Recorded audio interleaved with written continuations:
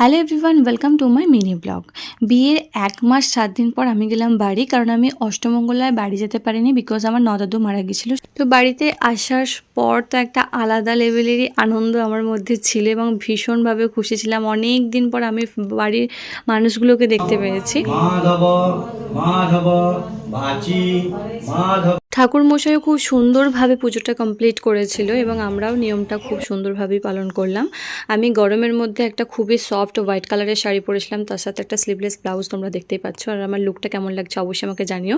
তারপরে যজ্ঞটা আমরা দেখলাম এবং মা অনেকে পুজো দেখতে আসার জন্য বলেছিল। আর এখানে ধোঁয়াতে পুরো আমার চোখ থেকে জল বেরিয়ে গেছিলো, যেন মনে হচ্ছে কাঁদছি। অয়নি ভিডিওটা করেছিল। যাই হোক, তার পুজো শেষে বুনি ওখানে পনির কাটছিল, যেহেতু পনিরের তরকারি হবে আজকে, কমপ্লিটলি নিরামিষ। তারপরে মা আর এখানে ছোট বৌদিবা একটু প্রসাদ বিতরণ করছিল।